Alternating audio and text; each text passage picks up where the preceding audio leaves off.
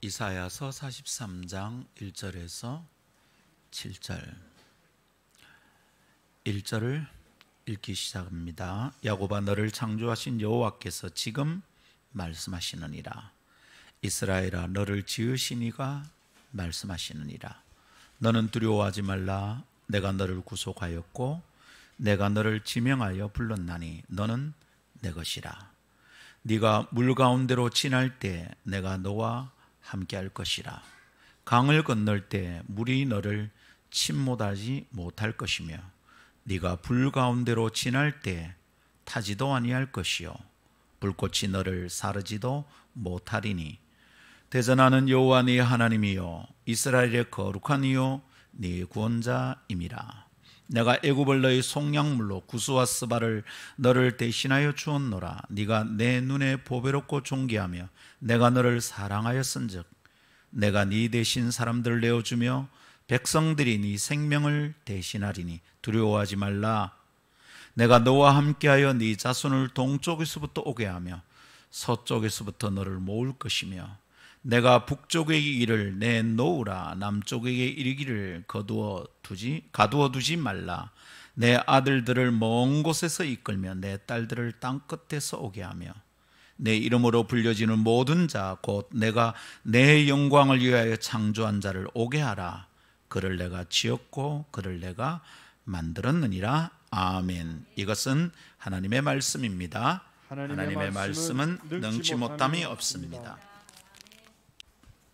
하나님 감사합니다. 오늘은 저희가 주님 앞에 서서 주님께 경배하고 그리하여 삐뚤삐뚤한 저희의 마음이 주 안에서 회복되고 관점이 주님의 눈을 따라 움직이는 사람으로 거듭나기 원하는 마음 있어 여기 왔습니다. 하나님 말씀하여 주옵소서. 종들이 듣겠나이다. 하나님의 말씀이 사람의 생각을 이기는 줄 믿습니다. 주님의 뜻이 이 시간 저희의 고집을 꺾고 주님의 말씀이 저희의 오해와 편견의 벽을 넘어 온 세상을 향하여 나아갈 힘이 되게 하옵소서. 감사합니다. 존귀하신 주 예수님 이름으로 기도하옵나이다. 아멘. 할렐루야. 늘 공주처럼 행동하는 한 꼬마아이가 친구들에게 막 놀림을 받았어요. 야, 공주병 놀림을 받았습니다. 그 꼬마아이가 자기 친구들에게 말합니다. 우리 아버지가 나를 공주님이라고 그랬다. 나는 공주다. 그러는 겁니다. 그 여자아이는 자신을 공주라고 불러주고 믿어주는 아빠가 있어서 자신을 공주라고 생각하며 행동합니다. 공주라고 생각하면 무수리처럼 행동할 수가 없습니다. 그러나 공주를 섬기는 궁녀 정도로 자신을 생각하는 소녀는 주인 마님을 섬기는 몸종 정도로 자기를 생각하는 소녀는 늘 종처럼 살게 되는 법입니다. 물론 여러분, 그 꼬마 아가씨의 아빠가 왕이 아니라면 그 아이도 공주는 아닙니다. 쓸데없는 소리를 하는 거죠. 그러나 이 이야기 속에 중요한 원리가 들어있습니다. 뭘까요? 그 여자만 아니라 우리 모두는 스스로를 어떻게 생각하느냐에 따라 그것에 어울리게 말하고 행동하고 살아간다는 것입니다. 자신을 존귀한 사람으로 여기는 사람은 노예같이 무엇에 묶이고 중독된 삶을 살지 않습니다. 그렇지만 무수리는 공주처럼 행동하는 것이 힘듭니다. 흉내를 내는 것조차 어색합니다. 기억합시다. 자신을 어떻게 생각하는가라는 문제는 인생 전체에 영향을 주는 매우 중요한 요소입니다. 나를 보는 눈은 중요합니다. 우리는 6월 한 달 동안 존귀한 사람이라는 주제로 계속 말씀을 좀 묵상하고 있습니다. 오늘과 다음 주는 주님의 눈에 존귀한 사람이라는 메시지를 함께 나누고 싶습니다. 나를 보는 눈은 중요합니다. 그런데 진짜로 이상하고 위험한 것은 자신에 대해 생각하고 주장하는 것과 실제의 삶이 아주 다른 경우입니다. 위험하거든요. 뉴스에 나타나는 사건, 사고를 살펴보면 이상한 사람들이 보입니다. 우리 주변에 저런 사람이 있다면 내가 어떻게 살까 싶습니다. 자신을 대단한 사람으로 보이려고 애를 쓰는 사람들이죠. 권력도 있고요, 재산도 있습니다. 여기에 뭐 금배지도 달고요, 명품을 걸치고 다니는 사람들입니다. 그래서 아무도 자신을 무시할 수 없다고 믿고 있는 것 같아요. 근데 참 이상합니다. 자신을 꽤 괜찮은 사람이라고 생각하는데 그들의 행동이나 삶이나 말을 보면 참 하찮아 보입니다. 아니, 배울 만큼 배운 사람이 말을 어떻게 저렇게 하나 싶습니다. 사람을 무시하기가 이를 데가 없습니다. 여러분, 자기를 괜찮게 여기는 사람들 같은데 말이나 행동이나 삶은 안 괜찮아 보입니다. 자기 인식과 자기 행동이나 삶이 어긋나 있는 거예요. 자기가 자기를 생각하는 자기 인식과 인식하지 못한 채 살아가는 행동이 전혀 달라요. 이것을 인지부조화라고 그러지요. 인지부조화. 생각하는 것과 실제의 삶이 조화롭지를 않다, 이 말이죠. 생각과 실제의 행동 사이의 괴리가 엄청나요. 몸짓을 보면, 말을 들어보면 자신을 우아한 존재로 보이려고 하는 것 같아요. 뭐 손가락에 낀 반지나 걸친 명품이나 팔뚝에 이래 들고 다니는 핸드백이나 우아한 존재처럼 보이려고 하는 것 같아요. 그런데 어딘가 어색합니다. 조금만 더 만나고 같이 시간을 보내보면 곧 들통이 납니다. 싸구려입니다. 하찮기가 이루 말할 수가 없을 정도입니다. 여러분, 할 수 있다면 우리가 돈을 좀 가져도 괜찮겠습니다. 그래서 명품을 좀 치장하고 다녀도 괜찮겠습니다. 그렇지만 여러분, 목사로서 당부합니다. 몇 시간만 지나면 속에 있는 싸구려가 다 드러나는 그런 삶, 말만 시작하면 행동하면 꿈꾸는 것이 하찮기가 이루 말할 수 없는 정도의 삶, 그런 삶은 살지 맙시다. 그런 사람들을 자주 만납니다. 명함을 내미는데 명함이 삐까번쩍합니다. 근데 여러분, 1시간 같이 있어 보면 시원찮습니다. 저는 어제 한 목사님이 찾아와서, 금요일입니다. 한 목사님이 찾아와서 오후 내내 보냈습니다. 저녁 9시가 넘도록 이야기를 했습니다. 가난한 목사입니다. 개척교회를 하는 선생님을 찾아가서 아무 대가 없이 섬기는 목사입니다. 그 목사님과 함께 세상에 6시간 이상, 거의 7시간을 이야기를 합니다. 행복합니다. 이야기를 하면 할수록 그 사람에게 있는 아름다움이 자꾸 흘러나옵니다. 그분은 뭐 때문에 그렇게 오래 저와 함께 이야기했는지 기대하기는, 착각하기로는 아마 그 시간 동안 내 속에 있는 아름다움도 흘러가지 않을까, 그렇게 그냥 착각합니다. 그러나 단 9분도 함께 이야기하기 힘든 사람이 있습니다. 막 향수를 뿌렸습니다. 그냥 삐까번쩍합니다. 그런데 하찮습니다. 여러분, 그래서 그런 사람들과 함께 살아가는 이 세상이 자주 참 징그럽습니다. 비린내 천지입니다. 겉으로 볼 때는 아무 문제 없습니다. 양복 하나가 100만 원이 넘습니다.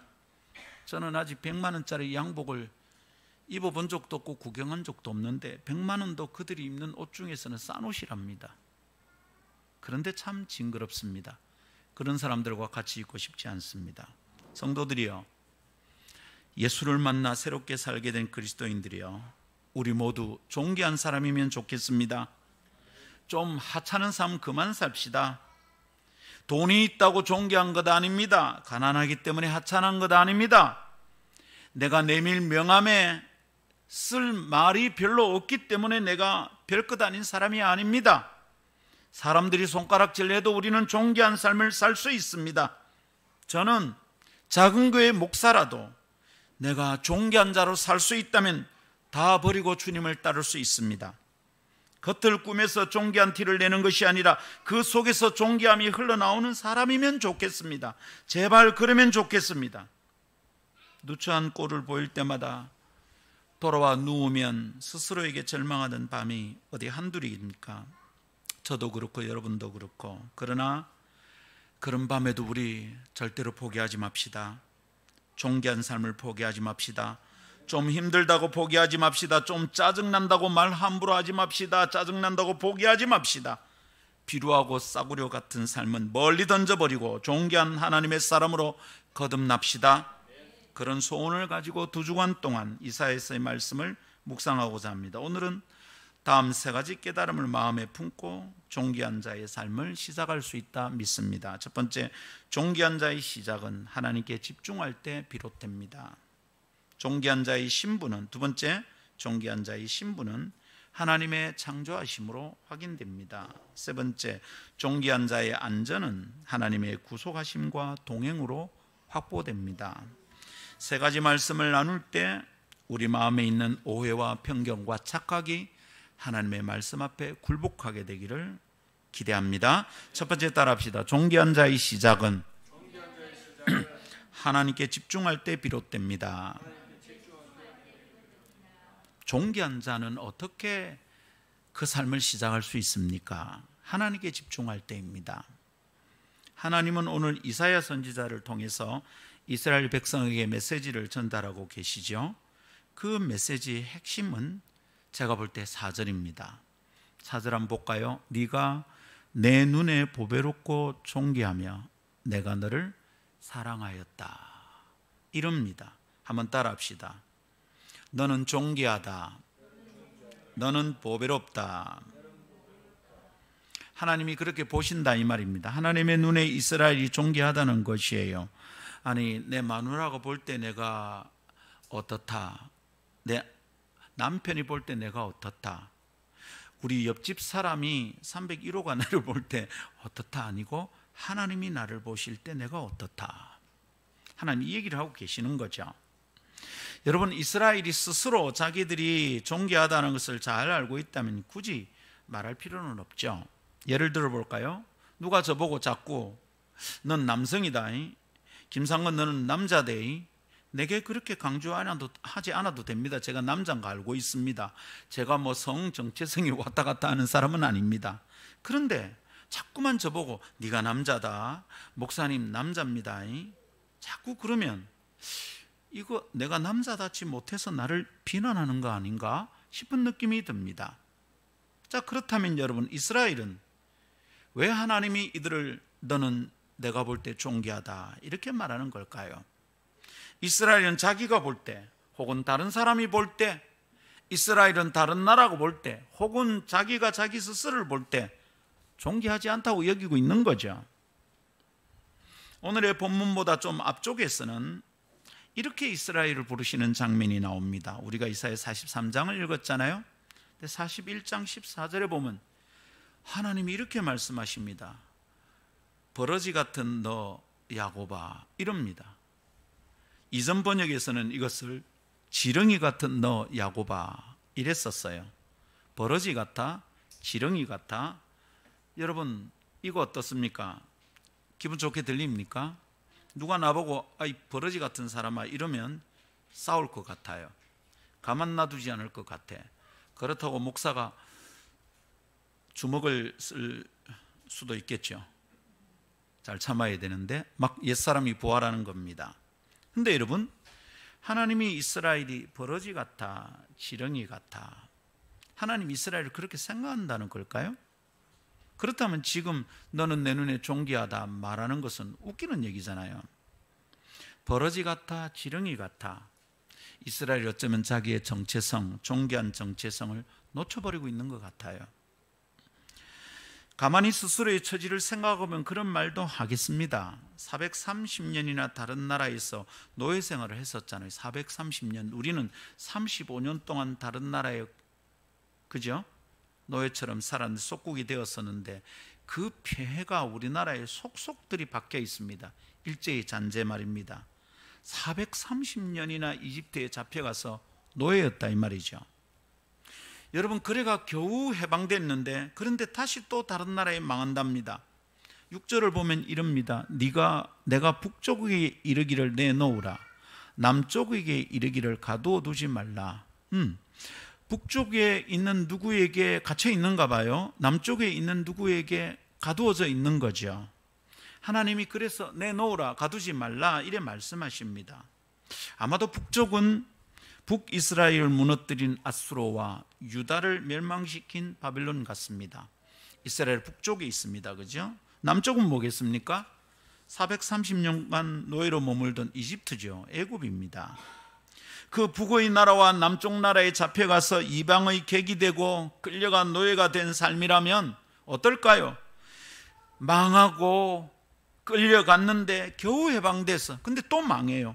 망하고 해방되고 망하고 독립되고 또 망하고 끌려가고, 여러분 이게 반복되고 있다면 자기를 보는 정체성이 어떨까요? 그런 상황에서 스스로를 존귀한 자로 인식할 수 있을까요? 여러분, 사법고시를 7수 8수 만에 붙은 사람이 지금 우리나라 대통령입니다. 그런 면에서는 저는 대단하다고 생각해요. 한두 번 떨어지고 나면 여러분 자기가 합격할 수 있다고 생각할 수 있을까요? 근데 뭐 7번, 8번, 몇 번이라면 7수랍니까? 붙었대요. 저거는 참 괜찮다, 의지는 있구나 싶은 생각이 들었습니다. 저거는 괜찮다는 말은 우리 목사님, 우리 대통령 다른 것을 안 좋아하는구나, 뭐 그런 뜻은 아니고요. 또 그런 뜻만이 아닌 게 아닌 것도 아닙니다만은, 여러분 사람들은요 한두 번 안 되면 잘 포기합니다. 그래서 7전 8기 이런 거는 막 굉장히 귀중한 거예요. 그래서 우리는 적어도 3, 4번은 기회를 주는 거예요. 그런데 지금 우리가 사는 세상은 3, 3번 기회를 잘 안 줍니다. 원 스트라이크 아웃이에요. 야구도 3 스트라이크 아웃인데 적어도 스트라이크 3개까지는 봐준다는 말이잖아요. 스트라이크 3번 먹을 때까지는 아웃이 아니야. 근데 세상은 그냥 원 스트라이크 아웃이에요. 기회가 잘 주어지지 않아요. 그러니까 여러분, 망하고 독립했다가 또 망하고 또 독립했다가 또 망하고 이 짓을 계속한다면 여러분 그런 상황에서 스스로를 괜찮다고 여길 수 있겠냐 이 말입니다. 사업을 한 3번쯤 말아먹고 나면 내가 또 사업 잘할 수 있다는 생각이 들겠냐 이 말입니다. 버러지 같고 지렁이 같은 거죠. 이스라엘 스스로의 정체감입니다. 그런데 그들을 하나님은 존귀하다 이래 말씀합니다. 야들아, 애굽을 볼 때 너희가 지렁이같이, 바벨론을 보고 아수르가 너희를 볼 때 너희가 버러지같이, 근데 얘들아 잘 들어라, 내 눈에 너희는 존귀하다, 보배롭다, 그러시는 중이다 이 말입니다. 멋있습니다. 자, 그러면 우리 생각해 봅시다. 괜히 뭐 하나님이 존귀하다 그런다 그러니까 우리도 존귀하다 이래 쉽게 끝나지 말고 말씀을 좀 더 묵상해 봐야 되겠죠?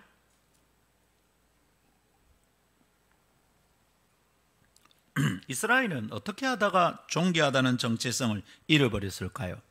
그리고 하나님은 어떻게 그들을 다시 존귀하다고 말씀하실 수 있을까요? 이스라엘인이 하나님 말씀을 어떻게 믿을 수 있을까요? 1절에 중요한 힌트가 있는 것 같습니다. 1절을 다시 한번 볼까요? 제가 1절을 천천히 읽는데 여러분이 뭐가 힌트인지를 생각하기를 바랍니다. 야곱아, 너를 창조하신 여호와께서 지금 말씀하시느니라. 이스라엘아, 너를 지으신 이가 말씀하시느니라. 너는 두려워하지 말라. 내가 너를 구속하였고 내가 너를 지명하여 불렀나니 너는 내 것이라.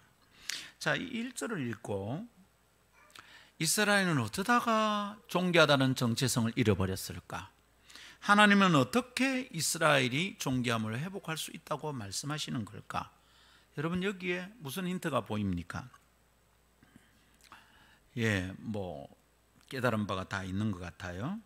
여러분이 1절을 가만히 보면 주님이 2번을 거듭해서 하나님 당신의 이름과 당신의 존재의 어떠함을 설명하십니다.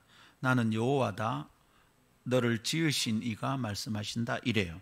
그리고 또 2번 거듭해서 뭐랍니까? 말씀하시느니라, 말씀하시느니라. 이렇게 하나님의 행위를 설명하고 있습니다. 여러분, 두 번씩 거듭한다는 것은 뭐죠? 강조입니다. 뭘 강조하고 있는 겁니까? 하나님이 어떤 분인지 집중하라는 거죠. 하나님의 말씀이 어떤 것인지 집중하라는 겁니다. 하나님의 백성은 하나님과 하나님의 말씀에 집중해야 합니다. 그러나 하나님께 집중하지 못할 때 문제가 발생합니다. 위험에 처하게 되고 불행해집니다. 그리고 그러한 상태가 하나님을 서운하게 만들고 진노케 합니다. 하나님께 집중하지 않으니까 어떻게 됩니까? 하나님께 집중하지 않고 하나님 말씀에 집중하지 않으니까 하나님에 대한 이해가 부족합니다. 그냥 짐작합니다. 선입견을 가지고 하나님을 대합니다. 그래서 하나님을 오해합니다. 그리고 하나님을 불신합니다. 마침내 결국 하나님을 떠나게 됩니다. 하나님의 사랑과 보호로부터 멀어집니다. 다른 나라에 짓밟힙니다. 하나님의 백성은 그렇게 존귀함을 잃어버립니다. 이스라엘이 존귀한 자기의 정체성을 잃어버린 과정 동일합니다. 존귀함을 잃어버린 하나님의 백성은 자신을 무술이다, 몸종이다 고 인식하는 소녀처럼 살게 됩니다.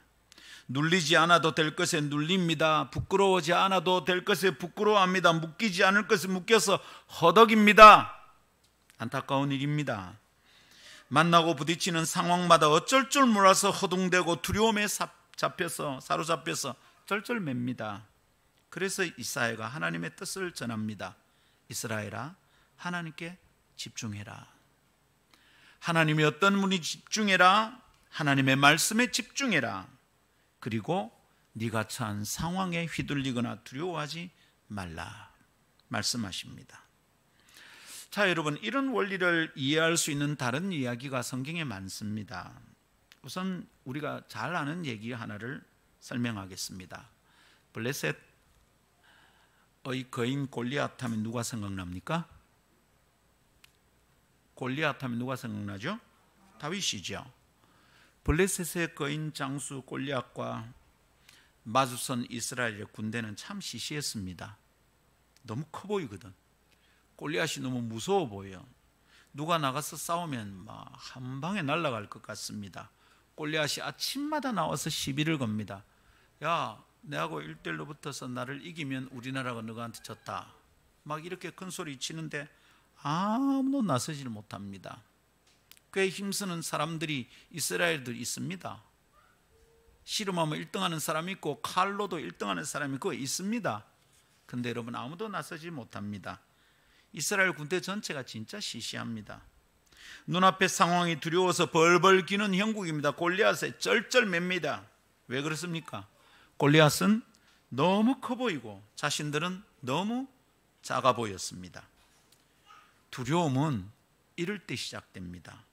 겁먹는다는 것은 이런 상황의 감정입니다. 두려움은 이런 상황 인식에서 시작되는 거예요. 상황을 내가 그렇게 파악하면 내가 그때부터 두려워하는 겁니다. 마주친 상황과 형편이 너무 커 보여요. 그리고 그것을 해결할 내가 아주 작아 보여요. 내가 감당이 안 되겠다 싶어요. 그러면 두렵습니다.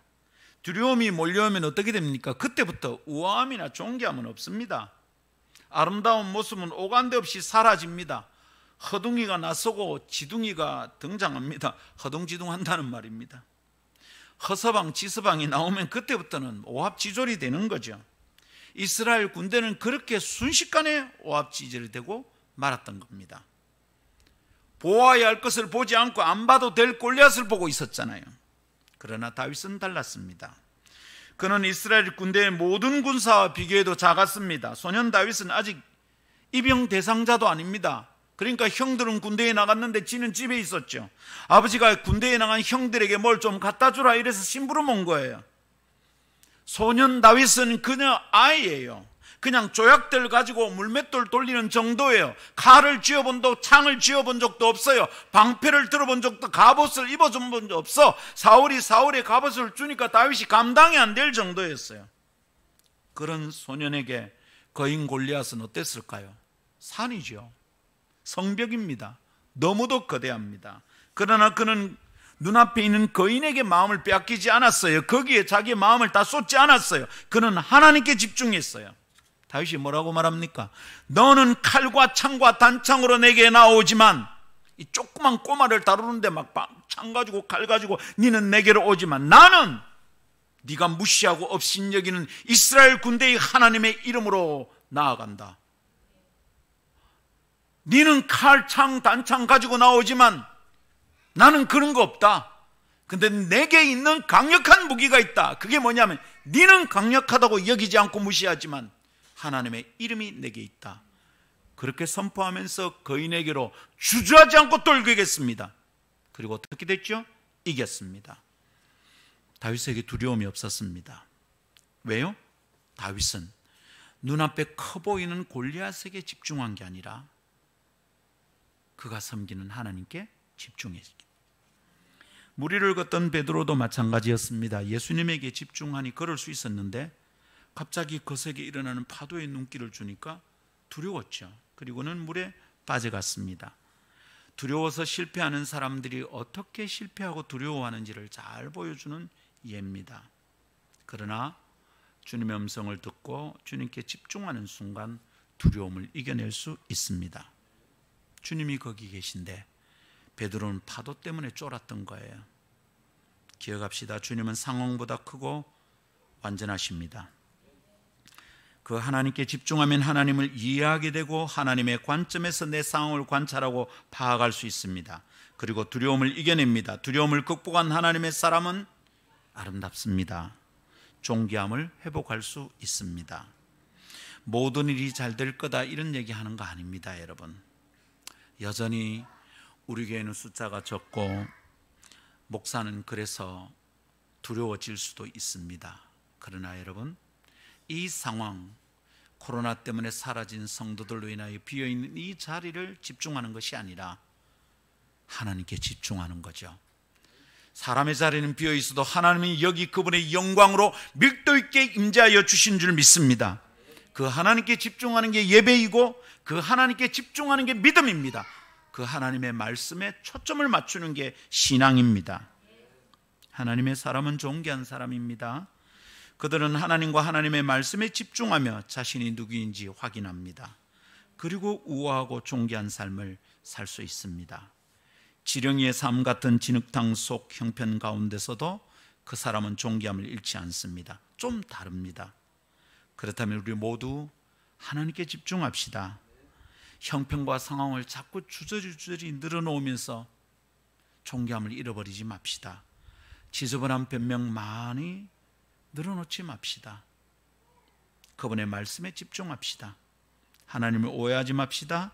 하나님의 뜻과 관점으로 내 상황을 정확하게 봅시다. 거기에 나의 존귀함의 뿌리가 있는 줄 믿습니다. 두 번째 따라합시다. 존귀한 자의 신분은 하나님의 창조하심으로 확인됩니다. 할렐루야. 존귀함은 하나님께 집중할 때 비롯됩니다. 근데 이렇게 존귀함이 비롯된다면 그 존귀한 자의 신분, 존귀함이란 신분과 관련된 얘기거든요. 이 존귀함은 어떻게 확인이 됩니까? 하나님이 나를 창조하셨다는 것으로 확인된다, 이런 말입니다.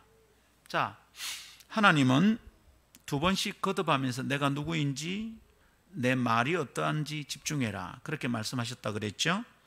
그래서 하나님의 백성이 하나님과 하나님 말씀에 집중하면 무엇을 깨달을 수 있을까요? 하나님과 하나님의 말씀에 집중하면 하나님을 이해하고 하나님을 알게 됩니다. 아, 하나님 분이 이런 분이구나, 알게 된다, 이 말입니다. 하나님은 이스라엘이 하나님을 제대로 깨닫고 붙잡게 되기를 원하셨어요. 자, 그러면 우리도 하나님이 말씀하신 것에, 그리고 말씀을 통해 보여주는 하나님에게 한번 집중해 봅시다. 하나님의 말씀에 집중하여 들으면 자신들을 창조하신 여호와 하나님을 만납니다. 1절에 뭐랍니까? 두 번 얘기하네요. 너를 창조하신 여호와, 그 다음에 또요, 너를 지으신 이, 얘기합니다. 하나님의 백성이라는 존재 인식은 하나님께서 그들을 창조하셨다는 사실에서 시작되는 거예요. 나는 하나님의 백성이다. 이거 뭐죠? 신분입니다. 신분. 신분이 그러하면 존귀함이 시작되는 거죠. 하나님이 우리를 지으셨다. 하나님의 백성은 그런 거예요. 그런 존재 인식은 하나님의 창조 사실로부터 시작이 됩니다. 존귀한 사람의 신분과 정체는 하나님의 창조로부터 비롯된다 이 말입니다. 거기서 확인이 됩니다. 하나님은 나를 창조하신 분이고 나는 하나님께서 지으신 존재다. 이래봬도 내가 하나님의 걸작품이다. 이 깨달음이 영적 자존감의 씨앗입니다. 여러분, 세상 속에서 낸대하는 것은 돈이 있으면 됩니다. 그 사람의 학벌이나 직이나 그 사람이 타고 다니는 차의 배기량이나 사는 집의 평수 몇 층이냐 이런 것 따라서 결정됩니다. 근데 여러분, 사람의 영적인 자존감은 어디에서 시작이 됩니까? 하나님이 나를 창조하셨구나. 이래봬도 사람들이 내보고 뭐라 해도 지렁이 같아 버러지 같다고 말해도 내가 하나님이 지으신 존재다. 내 속에 하나님의 형상이 있다. 이 깨달음이 영적 자존감의 기초입니다. 그게 영적 자존감의 씨앗입니다. 그게 영적으로 나를 존귀하게 보는 중요한 뿌리입니다. 하나님과 하나님의 말씀에 집중하면 이것이 깨달아집니다. 하나님이 나를 창조하셨구나. 깨닫고 아주 견고하고 존귀한 자기 정체감이 내면에 자리를 잡기 시작하는 것을 깨달을 수 있습니다. 여러분, 힘들 때마다 내가 버러지 같구나, 지렁이 같구나 이런 생각이 가끔 들 때마다 아이고 내가 지 쓸모없는 놈 이런 생각이 들 때마다 저 봐라, 마누라도 별로 나를 귀하게 보지 않는 것 같아. 그냥 윗집도 아랫집도 옆집도 옆 가게에서도 나를 별로 주목하지 않는 것 같다 싶을 때마다 생각하십시오. 자존감의 뿌리는 뭐죠? 하나님이 나를 창조하셨다는 겁니다. 주님이 나를 창조하셨잖아. 깨달으면 다시 마음이 든든합니다. 이게 그냥 내 뒤에 버티는 백이 되는 줄 믿습니다. 할렐루야. 자, 그런데 우리 조금 더 좀 읽어봅시다. 하나님께서 이스라엘을 창조하셨다는 사실이 그 1절에만 나타나는 게 아니고요. 이 7개의 구절 속에서 1절부터 7절 사이에서 거듭 강조되고 있습니다. 자, 1절에서는 2번 나옵니다. 그렇죠? 우리가 살핀 대로 그래. 7절에서는 3번이나 나옵니다. 어떻게요? 영광을 위하여 창조한, 내가 지었고 내가 만들었다. 성경에서 반복해서 이야기할 때는 항상 주목해야 됩니다. 반복은 뭐라고요? 강조입니다. 목사가 설교할 때 팻말을 또 하고 한다고 투덜거릴 것 아닙니다. 뭐 하고 있는 겁니까? 강조하는 겁니다. 성도들이 잘 새기지 않구나, 이것을 목사가 파악했다는 뜻입니다. 그러니까 반복해서 말할 때 목사님이 나이가 들어가나 생각하지 마십시오. 강조하고 있구나, 내 깊이 깨달아야 되겠다 생각해야 되는 거죠. 아멘.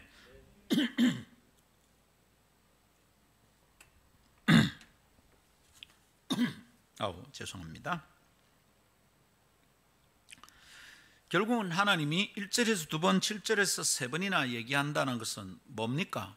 하나님이 강조하는 초점이 있다는 겁니다. 그게 뭐죠? 나는 창조주다, 내가 너를 지었다, 이거죠. 그리고 이것이 너와 나 사이의 관계를 설명하는 거다. 내하고 관계 있다, 이 말입니다. 네 신분이, 네 위치가 어떠한지 기억하라는 말입니다. 할렐루야. 자, 하나님이 이렇게 여러 번 반복해서 강조한다면 우리도 하나님이 창조주라는 사실에 대하여 주목해야 됩니다. 아주 집중해서 주목해야 됩니다.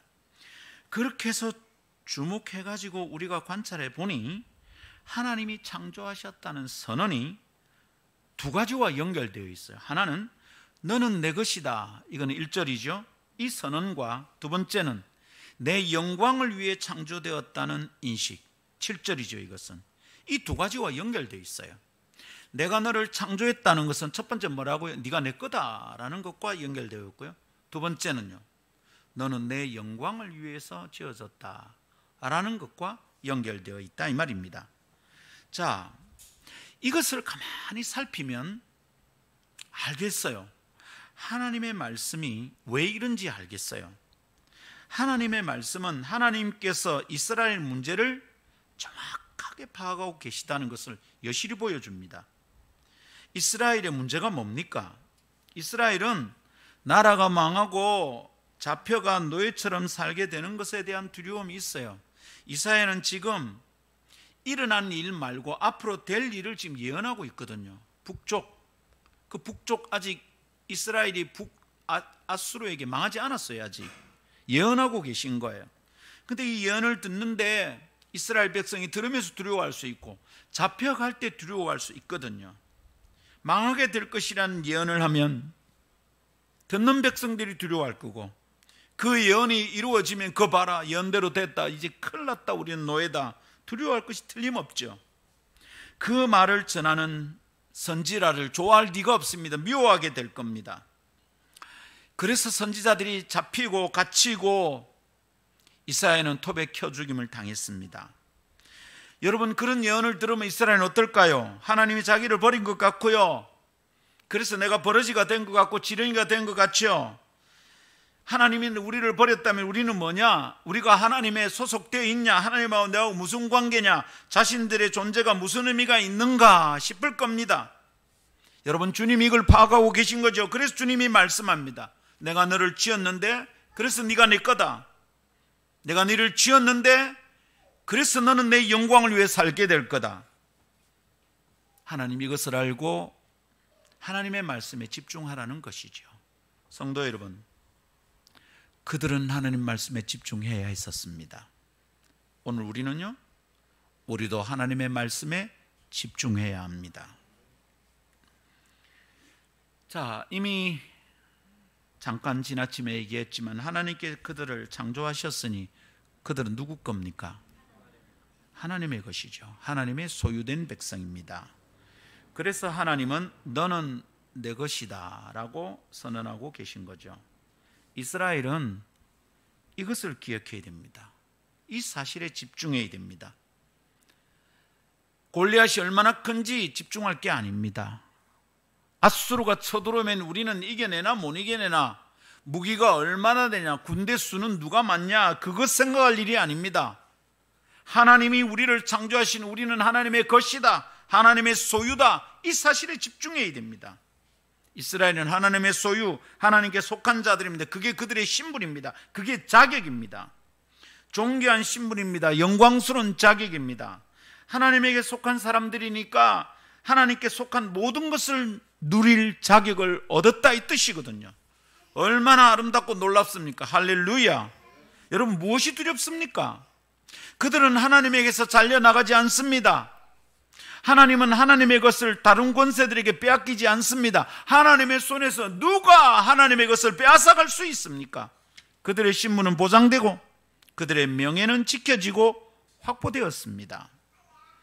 눈앞에 지렁이 같은 형편, 나는 버러지 같구나, 이스라엘이 그렇게 말하고 생각할 필요가 없어요. 눈앞에 보이는 상황은 허상일 때가 많아요. 내 주변에 있는 형편과 내 환경이 나를 속이고 있는 거예요. 너 하나님이 네 버린 것 같다. 네가 뭐 그래 하나님 믿는 사람이라고 생각했었냐? 정신 차리라. 이 꼬라진데도 네가 뭘 하나님 하느냐? 우리 눈앞에 있는 형편, 내 옆에 상황, 나의 환경, 내 재정 상태, 내 건강 상태가 내가 거짓말을 할 수 있어요, 여러분. 그래서 우리는 하나님께 집중하고 하나님의 말씀에 집중해야 돼요. 하나님이 그것을 말씀하고 계세요. 이스라엘은 그래 두려워하지 않아도 되는 거예요. 여러분, 하나님의 것이 되었다 생각하면 그들의 신분이 확보된 거잖아요. 두려워하지 않아도 되는데, 거기에서 한 걸음 더 나아가 묵상해 봅시다. 자, 하나님이 창조하셨답니다. 그렇다면 하나님께서 아무 목적도 없이 어떤 이유도 없이 만드셨을까요? 그럴 리가 있습니까? 이 땅에 존재하는 모든 창조된 것, 모든 만들어진 것은 그것마다의 고유한 목적과 이유가 있습니다. 이 마이크 이 만들어진 겁니다. 맞습니까? 무슨 목적이 있습니까? 이게 그냥 여기 있는 거다, 그죠? 그냥 삐쭉하게 길다랗게 이렇게 있죠. 이거 이유도 없이 목적도 없이. 그렇습니까? 천만에요. 이게 이유도 없이 목적도 없이 여기 있다면 곧 뽑혀나서 버려질 겁니다. 목적이 있습니다. 무슨 목적이요? 목사의 음성을 잘 받아들여서 성도들이 잘 듣게, 그리고 지금도 유튜브로 잘 방송되게 하는 목적이 있습니다. 이 꽤 괜찮은 마이크예요. 그러니까 제가 쓰고 있는 겁니다. 만일 목적과 이유가 없다면 얘는 필요 없죠. 버려버릴 겁니다. 그렇죠? 이 마이크에 쓰여져 있는 요거 까만 거, 요거 덮어놓은 거거든요. 요거 뭐죠? 요거 숨소리나 파열음들을 좀 잡아줘요. 그리고 이거 침 튀겨서 마이크 상하지 않게 보호하게 돼요. 그냥 멋으로 해놓은 건 아닙니다. 이유 있습니다. 목적 있습니다. 여러분 마스크 왜 쓰고 있습니까? 폼 잡으려고. 집사님 왜 까만 거 쓰셨어요? 목사님 뽀대 나잖아요. 아 그래요? 그럼 집사님 왜 하얀 거 썼어요? 하얀 게 순백의 내 마음과 어울리잖아요. 그러나요?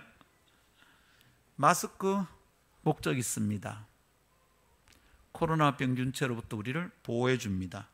존재하는 모든 것, 만들어진 모든 것은 이유가 있고 고유한 목적이 있습니다. 믿습니까? 독특하고 귀중한 뜻이 있다, 이런 뜻입니다.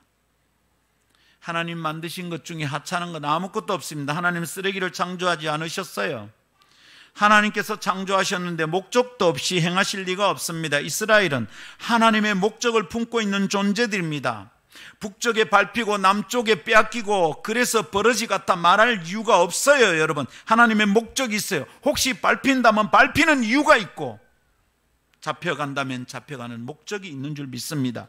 이것을 깨달을 때 잡혀가도 견딜 수 있고 밟혀도 이길 수 있는 겁니다. 이스라엘은 하나님의 목적과 뜻을 품고 있는 존재들입니다. 하나님의 뜻이 그들 속에 있다, 이 말입니다. 그러니 얼마나 존귀한 존재들입니까? 야, 내가 존귀하구나 라는 걸 알 수 있다고요. 돈이 없어도 존귀하고 돈이 있어도 존귀하고, 건강해도 존귀하고 건강하지 않아도 존귀한 겁니다. 머리카락이 많아도 존귀하고 머리카락이 저처럼 듬성듬성해도 존귀한 겁니다. 왜요? 하나님이 목적 있게 나를 만드셨어요. 내가 여기 있는 이유와 뜻이 있다, 이 말입니다. 나의 존재의 뜻. 자기 존재의 뜻을 파악하지 못한 사람은 무엇을 해도 아무것도 안 하는 거예요. 무엇을 가지고 있어도 아무것도 안 가지고 있는 거예요.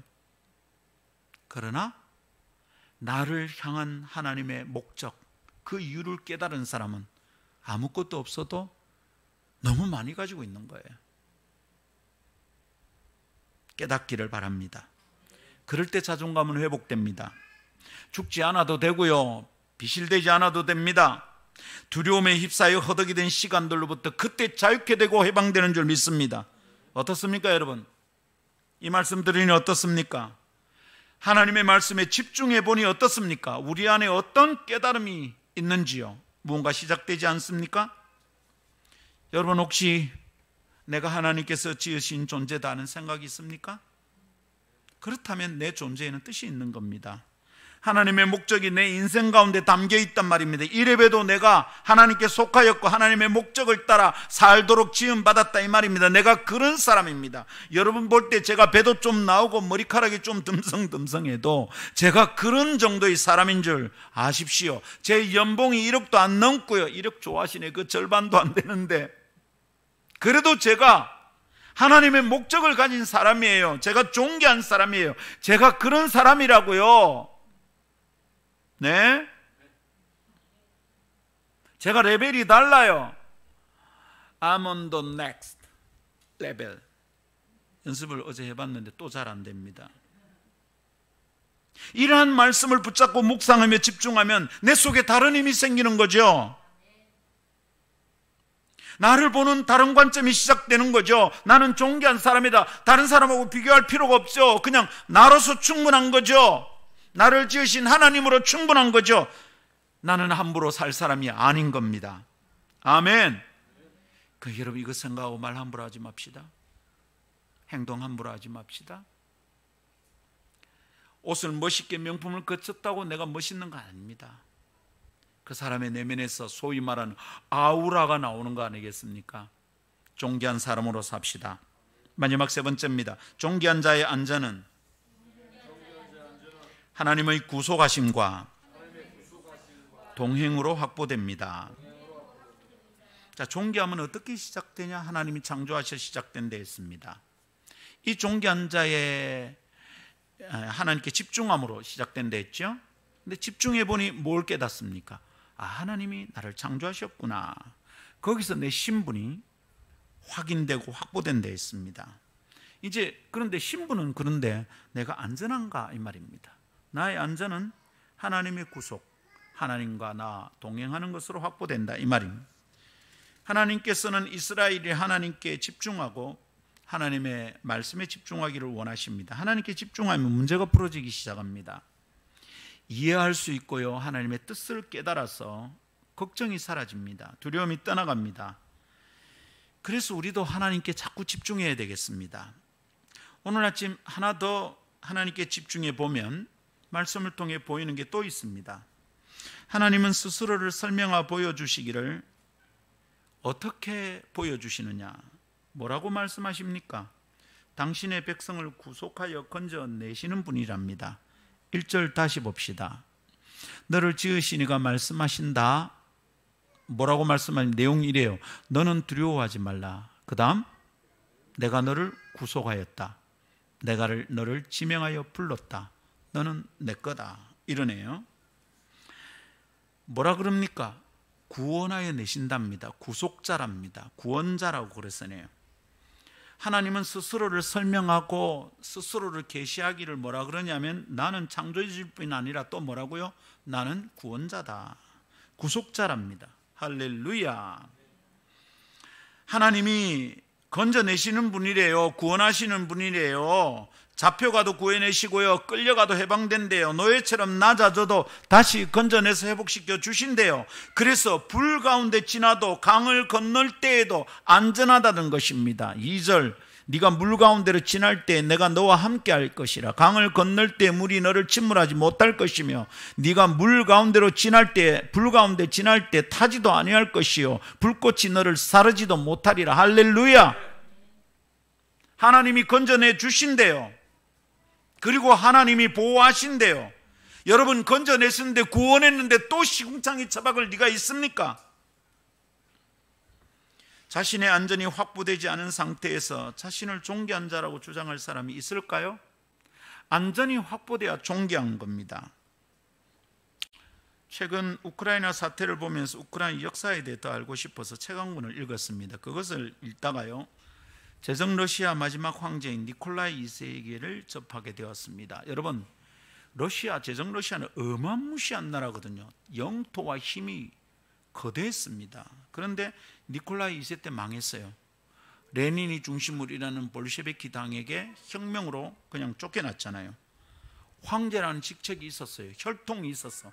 굉장히 존귀한 자야. 그런데 이 사람의 마지막도 존귀했느냐? 그렇지 않아요. 이 니콜라이 2세는요 정치를 별로 하고 싶지 않았던가 봐요. 그래서 라스푸틴이라는 이상한 사람이 휘둘려서 나라를 망할 먹었어요. 이 자세한 얘기는 다 알 수 없고 여러분 그냥 인터넷에서 라스푸틴, 니콜라이 2세 치면 재미난 얘기가 많이 나와요. 그렇게 나라를 말아먹은 그 황제잖아요. 혈통도 정통 가문이에요. 근데 이 사람이 마지막이었던가? 그가 아끼던 별장이 있었어요. 그게 지금 이슈가 되고 있는 우크라이나 크림반도에 있는 얄타에 있습니다. 여러분, 얄타 이러면 기억나죠? 그죠? 일제 해방된 이후에 얄타 회담에서 스탈린과 루즈벨트와 또 영국의 처칠이 세 명이 우리나라의 운명을 결정했어요. 그때 우리나라 그 세계의 구도를, 전쟁 이후에 구도를 결정했는데 그때 우리나라 운명이 결정돼 버린 거죠. 그 얄타에 니콜라이 2세의 별장이 있어요. 우리가 잘 아는 얄타 회담이 그 니콜라이 2세의 별장에서 열렸대요. 굉장히 아름답대요. 그 바다 전경이 기가 막히대요. 황제는 그 별장을 너무 아끼고 사랑해서 다른 건 다 포기할 테니까 내가 빨리 물러날게. 그런데 그 별장에서 살게 해달라고 혁명 주동자들에게 빌었답니다. 여러분, 빌었어요. 이미 존귀하면 끝난 거예요. 그죠? 그거라도 가지고 있으면 자기의 존귀함이 유지될 줄 알았던가 봐. 그런데 여러분, 결과가 어떤 줄 압니까? 그 별장에 살 수 없는 정도가 아니라 그 가족 전체가 볼셰비키에게 처당당합니다. 일시에 한 방에 다 모아놓고 다 죽여버립니다. 마지막 모습이 참 저렴하다는 생각을 했습니다. 요 좀 살게 해도 요 좀 살게 해도 두두두두두 다 죽었습니다. 존귀함이 있습니까? 거대한 제국의 황조로서는 볼품이 없는 겁니다. 그 정통 가문, 존귀한 가문, 그 혈통을 물려받은 사람으로서는 그 거대한 나라의 황제라고는 말하기가 너무너무 저렴합니다. 저렴합니다. 하찮기 그지없습니다. 차라리 쏴 죽여라, 내가 너희들에게 구걸하지 않겠다, 그러면서라도 죽어야지. 제발 살리도, 그 별장에서 살게 해도 다 죽었습니다. 여러분, 왜 그렇게 저렴한 모습이었을까 생각해 봤습니다. 당당하지 못하고 존엄한 자태를 잃어버린 까닭이 뭘까요? 자신과 가족의 안전이 확보되지 않았던 거죠. 그게 1순위였어요. 그러니까 구질구질해지는 겁니다. 존귀한 하나님의 백성들은 내 안전이 먼저가 아니었어요. 내 안전은 내가 애쓴다고 지켜지지 않는다는 걸 알았다고. 존귀하게, 당당하게 일제의 총칼 앞에서도 나는 예수를 부인하지 않는다, 신사참배하지 않았어요. 안전이 위협당하는 순간 인간은 누구나 큰 차이 없이 구질구질해집니다. 생명을 구걸하고 안전을 구걸합니다. 그 순간 존귀함을 잃어버립니다. 그리스도인의 안전함은 어디서 확보됩니까? 세상이 말하는 안전자산이나 보장 시스템에 의해 확보됩니까? 생명보험 들면 안 죽습니까? 물론 우리의 몸과 재산을 보호하는데 그런 것들이 도움이 될 것입니다. 다 부인할 수 없습니다. 그러나 우리 존재의 우아함과 존귀함을 그것이 다 보장할 수 있습니까? 생명보험이 나의 영의 자존감을 세워줄 수 있냐 이 말입니다. 그렇지 않습니다. 우리의 자존감은 어떤 경우에서도 나를 건져내시고 구원하시는 하나님이 구속자이시다, 이걸 깨닫고 믿을 때 시작이 됩니다. 그분이 나의 어떠한 형편에도 나와 동행한다는 사실을 깨닫고 그 하나님을 의지할 때 시작됩니다.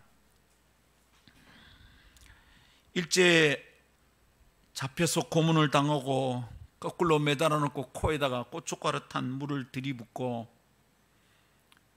바늘로 손톱 밑을 쑤시고, 그런데도 믿음의 사람들은 순교의 현장에서도 굳건히 믿음을 지켰습니다. 왜 그럴까요? 내 몸이 이렇게 산산조각이 나고 이렇게 엉망이 돼도 실제로 그렇게 풀려나고 해방이 왔는데 그 고문 후유증 때문에 그분들이 일찍 돌아가셨다 그러잖아요. 피투성이 되고 산산조각이 되었는데 어떻습니까? 그분들은. 그러나 그러함에도 하나님은 나를 지키시고 나를 구원하시는 구속자이시다, 그걸 믿을 때 한 번만 살려주이소, 그래 내가 예수 부인할게요, 그러지 않았어요. 존귀함을 잃지 않고 당당했습니다. 이런저런 책에서 느끼는 것이 참 많습니다. 산동수용서라는 책이 있는데요, 그 책을 읽으면서 제가 참 감동을 많이 받았어요. 여러분, 이게 외국인들이 중국의 혁명이 성공했잖아요. 그러자 거기 중국 안에 있던 외국인들을 그냥 수용소에 모았어요. 산동수용소에 모여있던 미국 사람이 거기서 본 것들을 기록한 두꺼운 책인데 굉장히 은혜됩니다. 여러분 한번 일독을 권합니다. 근데 거기는 안전이 보장되지 않는 곳이잖아요. 어떻게 될지, 결과가 어떻게 될지 너무 열악해서 막 위생이 엉망이, 사람이 죽어가기도 하고 배급이 잘 안 되니까 영양이 모자라기도 하고 막 그랬어요. 그러니까 여러분 어떻습니까? 자원은 한정되어 있죠. 안전하지 않은 사람들은 처절하게 지 것을 위해서 다투고 빼앗습니다. 그러니까 막 아부합니다. 그 혁명 때가 아니고 일본군이 막 물러가기 직전이죠. 일본군이 이제 모아놨는데 적어도 물자가 모자라니까 넉넉하게 못 내주는 거죠. 막 일본에 막 얍살하게 이래 하기도 하고 그런 세상입니다. 너무 지저분한 거죠. 막 구역질 나는 거예요. 비린내 나는 거예요. 그렇지만 그런 순간에도 어떤 선교사 무리는 평안하고 자기의 것을 내어주며 다른 사람을 챙기고 섬겼대요. 그런 사람들이 있더라는 겁니다. 좀 다른 사람들이 있더라는 겁니다. 존귀함을 잃어버리지 않는 사람들이 있더란 거예요. 이것은 빅터 프랭클의 이야기에서도 드러납니다. 지옥 같은 아우슈비츠 수용소에서도 존귀함을 잃지 않는 사람들이 있더라는 겁니다. 자기의 의미를 깨달은 사람들은, 존재의 의미를 깨달은 사람들은 빵 조각 때문에 그렇게 비굴해지지 않더라는 겁니다. 그래서 빅터 프랭클의 상담 원리가 결정이 되었어요. 의미치료요법. 그들은 그들의 안전이 하나님으로부터 확보되고 보장된다는 걸 깨닫고 믿고 있던 사람들이에요. 그래서 존귀함을 잃지 않았어요. 하나님은 나의 형편이 어떠하든 나를 지키시고 나를 건져주시는 분이다, 이걸 믿었던 거예요. 그러다 순교 안 했습니까? 그래도 하나님은 살아계시고 그분이 나를 구속하시어 나가 하나님 나라에 가게 하실 거는 믿었던 거예요. 존귀함을 유지할 수 있었던 거예요. 할렐루야. 존귀한 자의 안전은 하나님의 구속하심과 하나님이 나와 동행한다는 걸 확신할 때 확보된다는 것을 믿으시기 원합니다. 성도 여러분, 코로나 때문에 우리 교회는 이렇게 쪼그라들었네요. 여러분 어떻습니까? 이것 때문에 불편합니까? 두렵습니까? 여러분, 이걸 부인해서는 안 돼요. 없는 것처럼 여겨서는 안 돼요. 앞으로 곧 잘 될 거야, 잘 될 거야. 아니요. 이 상태가 유지되든 잘 되든, 사람들이 모여오든 지금 텅 빈 상태에 있든, 사람이 몇 명이든지 그것이 우리의 평안을 결정하고 우리의 존귀함을 결정하는 요소가 아니라는 겁니다. 하나님이 우리와 동행하시느냐, 하나님이 나를 온갖 어려움과 온갖 고통스러운 상황 속에서도 나를 주무고 나를 건져내시는 구원자이신가, 그분은 처참한 죄의 형편 속에서 그 지저분한 죄인의 삶으로부터 하나님 나를 건져내셨는가, 이것을 생각할 때 나의 존귀함이 유지된다는 것을 믿으시기를 원합니다. 말씀 맺습니다. 상황과 형편이 커 보이고 내가 작아 보이면 두려움이 시작되고, 그때 사람들은 존귀함을 잃어버립니다. 제발 살리도 한 번만 봐도 뭐 이렇게 되는 거겠죠. 그런데 여러분, 그런 순간 사실은 내가 나를 작게 본 것이 아니고 하나님을 작게 본 것이라는 것을 생각해야 합니다. 내가 작게 보이던 그 순간, 상황이 너무 커 보이는 그 순간 내가 하나님을 고려하지 않은 겁니다. 하나님의 사람들은 하나님께 집중하고 하나님의 말씀에 집중할 때 두려움을 이길 수 있습니다. 하나님께 집중하지 못하면 두려움에 빠집니다. 거짓에 쏟고 눈에 보이는 것에 그냥 쏟습니다. 성도 여러분, 하나님께 집중합시다. 하나님의 말씀에 집중합시다. 그리하여 존귀함을 잃지 않고 살아가는 존귀하신 하나님의 백성들이 되기를 바랍니다. 할렐루야. 찬송합시다. 이금과 부활이 되신 우리 주 예수 그리스도의 은혜와 창조하시고 지키시고 구원하여 주시는 하나님의 놀라우신 사랑과 성도의 눈물을 닦아주시는 성령님의 위로하심과 격려하심과 성도 가운데 교제케 하심이, 주의 말씀 붙들고 하나님께 집중하여 하나님의 말씀에 집중하여 자신이 존귀한 자라는 사실을 확인하고 건강한 영적 자존감을 유지하고 담대히 살아가리라 결심하는 너희 온 무리와 함께 있을지어다. 아멘.